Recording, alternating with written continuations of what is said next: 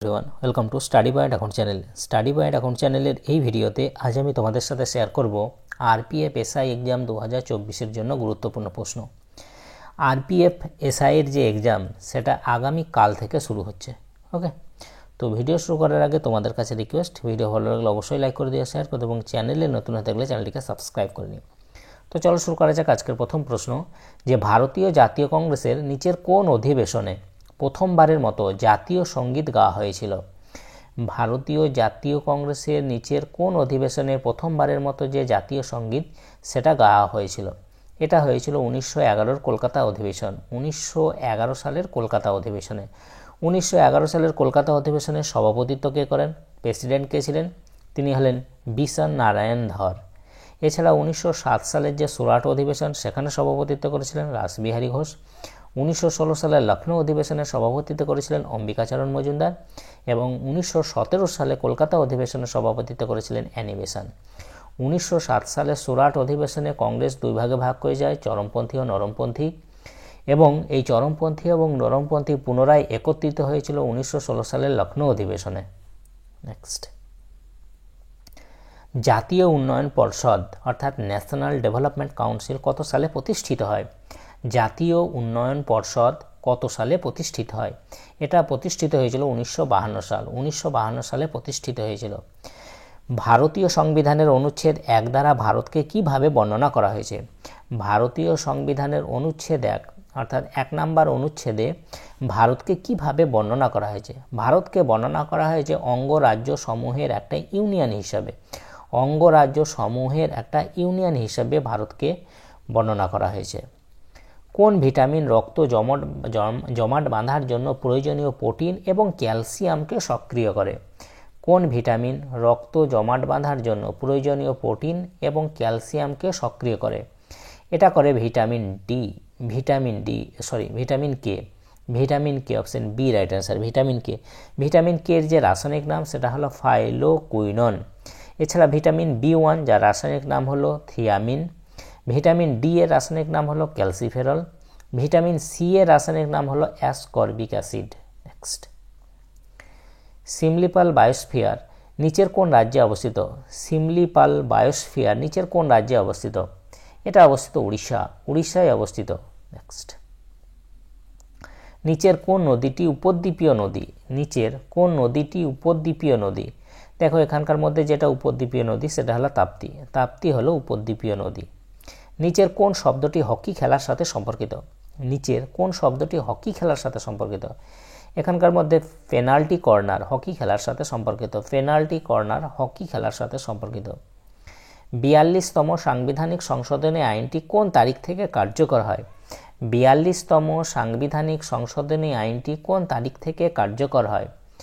দেখো এটা কার্যকর হয়েছিল 3 জানুয়ারি 3 তারিখ থেকে কার্যকর হয়েছিল। প্রথমত এই যে 42তম সাংবিধানিক সংশোধনী যেটা হয়েছিল কত সালে? 1976 সালে। 1976 সালে 42তম সাংবিধানিক সংশোধনীর মাধ্যমে ভারতের মৌলিক যে কর্তব্য অর্থাৎ ফান্ডামেন্টাল ডিউটিসকে ভারতীয় সংবিধানে অন্তর্ভুক্ত করা হয়েছিল। কতগুলি ফান্ডামেন্টাল ডিউটিসকে অন্তর্ভুক্ত করা হয়েছিল 1976 সালে 42তম সংবিধান সংশোধনীর মাধ্যমে? সেক্ষেত্রে হবে 10টি। তো এটা সংবিধানে অ্যাড করা হয়েছিল 1976 সালে, কিন্তু এটা কার্যকর হয়েছিল কিন্তু 1977 সালের 3 জানুয়ারি। তাহলে 3 জানুয়ারি 1977 সালের 3 জানুয়ারি এটা কার্যকর হয়েছিল। নেক্সট, সেই সময় ভারতের প্রধানমন্ত্রী ছিলেন কিন্তু ইন্দিরা গান্ধী। বুকার পুরস্কার বিজয়ী প্রথম ভারতীয় মহিলাকে? বুকার পুরস্কার বিজয়ী প্রথম ভারতীয় মহিলা তিনি হলেন অরুন্ধতী রয়। অরুন্ধতী রায় হলেন বুকার পুরস্কার বিজয়ী প্রথম ভারতীয় মহিলা এবং অরুন্ধতী রায় তার প্রথম যে উপন্যাস দ্য গড অফ স্মল থিংসের জন্য 1997 সালে এই পুরস্কার পেয়েছেন। অরুন্ধতী রায় তার উপন্যাস দ্য গড অফ স্মল থিংসের জন্য তিনি এই পুরস্কার পেয়েছেন কত সালে? 1997 সালে। নেক্সট, মৌলিক কর্তব্য নিচের কোনটির সাথে সম্পর্কিত? মৌলিক কর্তব্য নিচের কোনটির সাথে সম্পর্কিত? প্রথমত মৌলিক কর্তব্য যে বিদেশি সহ ভারতে বসবাসকারী সকল মানুষের সাথে সম্পর্কিত। বিদেশি সহ ভারতে বসবাসকারী সকল মানুষের সাথে সম্পর্কিত, option C right answer. Melbourne cricket club এর সদর দপ্তর কোথায় অবস্থিত? মেলবোর্ন ক্রিকেট ক্লাব এর সদর দপ্তর অবস্থিত লন্ডনে অবস্থিত। Option B right answer. Bass প্রণালী তাসমানিয়াকে নিচের কোনটি থেকে পৃথক করেছে? বস প্রণালী তাসমানিয়াকে নিচের কোনটি থেকে পৃথক করেছে? এটা করেছে তাসমানিয়াকে অস্ট্রেলিয়া থেকে পৃথক করেছে। বাংলায় দ্বৈত শাসনের নীতি কে চালু করেন? বাংলায় যে দ্বৈত শাসনের নীতি সেটা কে চালু করেন? এটা চালু করেছিলেন রবার্ট ক্লাইভ।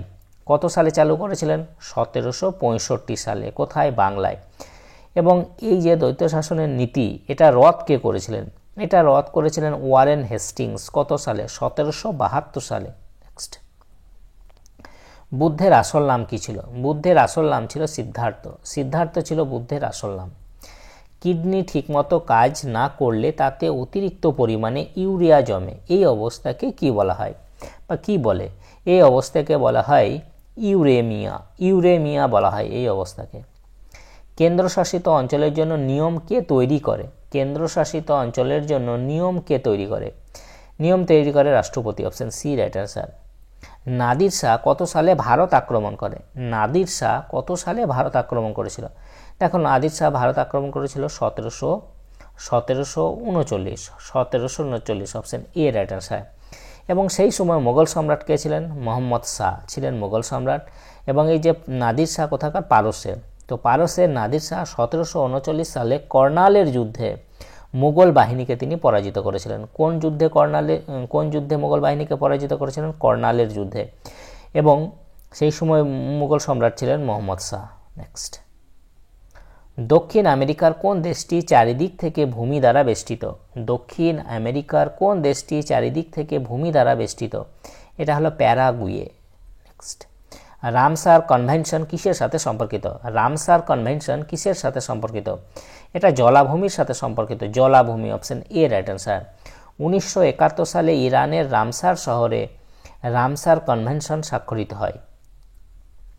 সত্যবিলোপ নীতি কে চালু করেন? সত্যবিলোপ নীতি চালু করেছিলেন লর্ড ডালহৌসি চালু করেছিলেন সত্যবিলোপ নীতি। লর্ড কর্নওয়ালিস চালু করেছিলেন চিরস্থায়ী বন্দোবস্ত। নেক্সট, অনির্দিষ্টকালের মুলতুবি প্রসঙ্গে সাইন ডাই শব্দের অর্থ কী? অনির্দিষ্টকালের মুলতুবি প্রসঙ্গে সাইন ডাই শব্দের অর্থ কী? এটা হলো অনির্দিষ্টকালের জন্য। ইউরেশিয়ার মধ্য অক্ষাংশের তৃণভূমিকে কি বলা হয়? এটা হলো স্টেপ বলা হয়। ভারতে উভয় কক্ষ অর্থাৎ রাজ্যসভা এবং লোকসভা দ্বারা প্রবর্তিত এবং পাশ করা সমস্ত বিল ড্যাশ এর অনুমোদনের পরেই কার্যকর হতে পারে। কার অনুমোদনের পরেই কার্যকর হতে পারে? এটা হলো ভারতের রাষ্ট্রপতির অনুমোদনের পরেই সেটা রাষ্ট্রপতি সিগনেচার করবে, তারপর সেটা অ্যাক্টে পরিণত হয়। তো অ্যাক্টে পরিণত হওয়ার পর সেটা কার্যকর হয়। ওকে, এবং এটা এই যে রাষ্ট্রপতির বিলের যে সম্মতি প্রদান সেটা সংবিধানের কত নম্বর আর্টিকেলে উল্লেখ আছে? অনুচ্ছেদ 111 বা ধারা 111-তে উল্লেখ আছে যে সংসদ দ্বারা পাশ করা বিলগুলিতে সম্মতি প্রদান, রাষ্ট্রপতির যে সম্মতি প্রদান। নিচের কোন শহরটি বিশ্ববিখ্যাত মীনাক্ষী মন্দিরের জন্য বিখ্যাত? নিচের কোন শহরটি বিশ্ববিখ্যাত মীনাক্ষী মন্দিরের জন্য বিখ্যাত? মীনাক্ষী মন্দিরের জন্য বিখ্যাত Madurai. Option D right answer.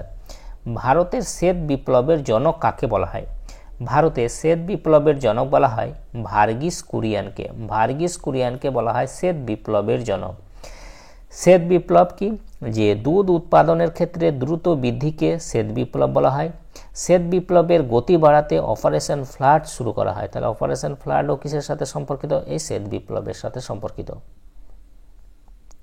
নিচের কোনটি মহিলাদের ব্যাডমিন্টন খেলার সাথে সম্পর্কিত?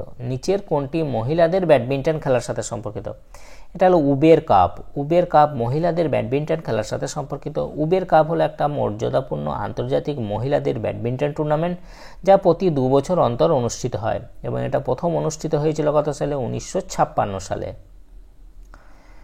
কোন সালে কেন্দ্রশাসিত অঞ্চল পন্ডিচেরি নাম পরিবর্তন করে পুদুচেরি রাখা হয়? কোন সালে কেন্দ্রশাসিত অঞ্চল যে পন্ডিচেরি তার নাম পরিবর্তন করে পুদুচেরি রাখা হয়? এটা করা হয় 2006 সালে। ভারতের জাতীয় জলপথ 1 অর্থাৎ W1 অনুসারে এলাহাবাদ অর্থাৎ প্রয়াগরাজ এবং হলদিয়ার দৈর্ঘ্য কিমিতে কত? যে জাতীয় জলপথ 1 যেটা কোথা থেকে কোথায় বিস্তৃত, এলাহাবাদ অর্থাৎ প্রয়াগরাজ থেকে হলদিয়া, সেটা কিমিতে কত কিমি? এটা হলো 1620 কিমি। 1620 কিমি, অপশন ডি রাইট অ্যান্সার। কার রাজত্বকালে মরক্কোর পর্যটক ইবন বতুতা ভারত সফর করেন? কার রাজত্বকালে মরক্কোর পর্যটক ইবন বতুতা ভারত সফর করেন? তিনি করেছিলেন মোহাম্মদ বিন তুগলকের শাসনকালে। মোহাম্মদ বিন তুগলকের শাসনকালে মরক্কো থেকে ভারতে এসেছিলেন ইবন বতুতা, এবং মোহাম্মদ বিন তুগলকের শাসনকালে তিনি দিল্লির কাজী হিসাবে নিযুক্ত হন। তো একটা প্রশ্ন বিভিন্ন পরীক্ষায় আসে যে ইবন বতুতা কার রাজত্বকালে দিল্লির কাজী বা বিচারক হিসাবে নিযুক্ত হন? এই মোহাম্মদ বিন তুগলকের রাজত্বকালে। ইবন বতুতার যে ভ্রমণ গ্রন্থ সেটা হলো কিতাবুল রাহেলা। কোন ভাষায় লেখা? আরবিতে লেখা। 2 নম্বর জাতীয় সড়ক দিল্লি থেকে ড্যাশ পর্যন্ত যায়? 2 নম্বর যে জাতীয় সড়ক সেটা দিল্লি থেকে কলকাতা পর্যন্ত, অপশন বি রাইট অ্যান্সার। ভারতের সংবিধান অনুযায়ী পঞ্চায়েত সদস্য হওয়ার জন্য সর্বনিম্ন বয়স দরকার। পঞ্চায়েত সদস্য হওয়ার জন্য সর্বনিম্ন যে বয়সটা দরকার সেটা হলো 21 বছর। 21 বছর পঞ্চায়েত সদস্য হওয়ার জন্য সর্বনিম্ন বয়স দরকার 21 বছর। নেক্সট,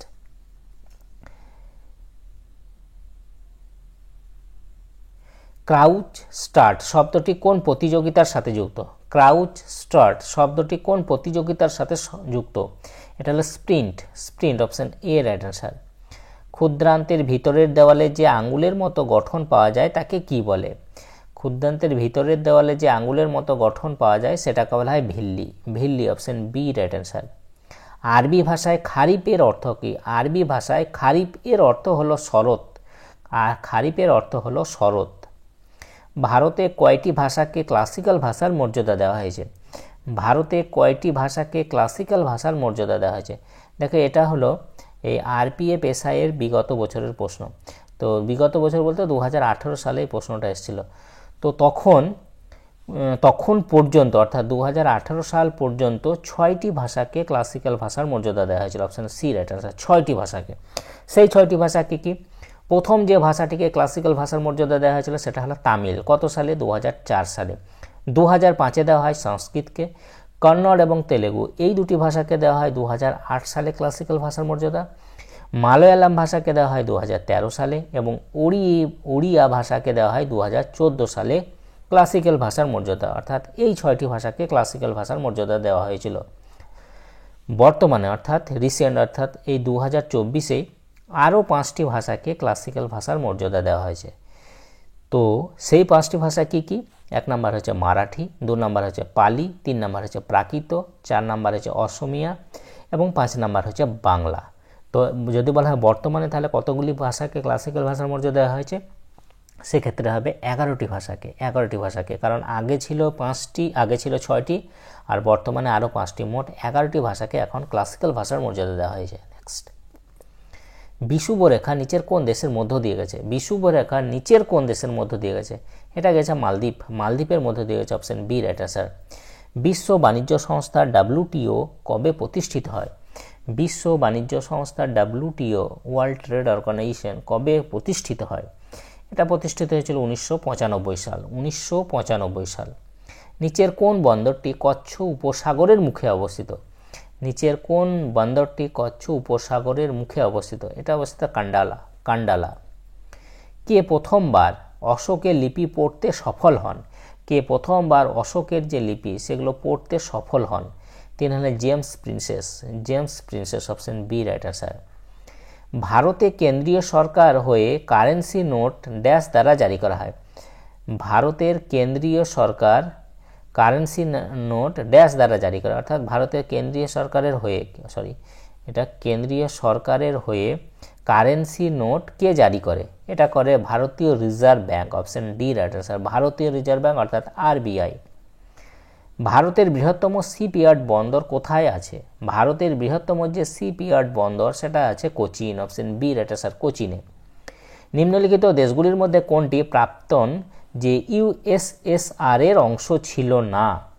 ইউএসএসআর যার ফুল ফর্ম হলো union of Soviet socialist Republic. তো এই যে ইউএসএসআর বা সোভিয়েত ইউনিয়ন যেটাকে বলা হয়, তো এর অংশ ছিল না, এটা হলো ফিনল্যান্ড। ফিনল্যান্ড কিন্তু এর অংশ ছিল না। এই যে ইউএসএসআর এটা ভেঙে যায়, অর্থাৎ সোভিয়েত ইউনিয়ন কত সালে ভাঙে? 1991 সালের 26শে ডিসেম্বর। এবং এই সোভিয়েত ইউনিয়ন ভেঙে 15টি রাষ্ট্র গঠিত হয়েছিল। কতগুলি রাষ্ট্র গঠিত হয়েছিল? 15টি রাষ্ট্র গঠিত হয়েছিল। ভলিবল খেলার সময় রেফারি একই সাথে লাল এবং হলুদ কার্ড দেখালে এর অর্থ কী? একই সাথে যদি লাল কার্ডও দেখা হয়, হলুদ কার্ডও দেখানো হয়, তাহলে এর অর্থ হলো অপসারণ। অপসারণ, অপশন ডি রাইট অ্যান্সার। পাতার বাষ্পমোচন প্রক্রিয়া প্রধানত ড্যাশ দ্বারা সম্পন্ন হয়। পাতার যে বাষ্পমোচন প্রক্রিয়া সেটা প্রধানত ড্যাশ দ্বারা সম্পন্ন হয়। এটা হলো স্টোমাটা দ্বারা সম্পাদিত হয় বা সম্পন্ন হয়। সরিস্কা জাতীয় উদ্যান ভারতের কোন রাজ্যে অবস্থিত? সরিস্কা জাতীয় উদ্যান ভারতের যে রাজ্যে অবস্থিত সেটা হলো রাজস্থান। রাজস্থানে অবস্থিত সরিস্কা জাতীয় উদ্যান। জেন্দ আবেস্তা কোন ধর্মের সাথে সম্পর্কিত পবিত্র গ্রন্থ? জেন্দ আবেস্তা কোন ধর্মের সাথে সম্পর্কিত একটা পবিত্র গ্রন্থ? এটা হলো পার্সি সম্প্রদায়ের একটা পবিত্র গ্রন্থ। কোন সালে নারীরা অর্থাৎ মহিলারা অলিম্পিক গেমস অংশগ্রহণে অধিকার পায়? কোন সালে প্রথম নারীরা অলিম্পিক গেমসে অংশগ্রহণের অধিকার পায়? এটা পেয়েছিল 1900 সালে। কোন অলিম্পিক? 1900 সালে হয়েছিল প্যারিস অলিম্পিক। প্যারিস অলিম্পিকে মহিলারা অলিম্পিক গেমসে অংশগ্রহণ করার অধিকার পায়। Option B right answer. ভারতের রাষ্ট্রপতি নির্বাচিত হন। ভারতের রাষ্ট্রপতি কাদের দ্বারা নির্বাচিত হন? রাষ্ট্রপতি নির্বাচিত হন সংসদের উভয় কক্ষের সদস্য এবং রাজ্যগুলির আইনসভার সদস্য দ্বারা। দেখো, ভারতের রাষ্ট্রপতি নির্বাচিত হন সংসদের উভয় কক্ষ অর্থাৎ লোকসভা এবং রাজ্যসভা উভয় কক্ষের নির্বাচিত সদস্যদের দ্বারা। নির্বাচিত সদস্যরা রাষ্ট্রপতি নির্বাচনে অংশগ্রহণ করে। মনোনীত সদস্যরা কিন্তু কোনো সময় রাষ্ট্রপতি নির্বাচনে অংশগ্রহণ করেন না।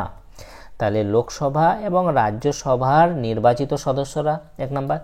2 নাম্বার, রাজ্য আইনসভার দুটো কক্ষ আছে, একটা হলো বিধানসভা আর একটা হলো বিধান পরিষদ। তো বিধানসভার সদস্যরা অংশগ্রহণ করে, বিধানসভার সদস্য অংশগ্রহণ করে, বিধান পরিষদের সদস্যরা কিন্তু অংশগ্রহণ করে না রাষ্ট্রপতি নির্বাচনে। এছাড়া দিল্লি এবং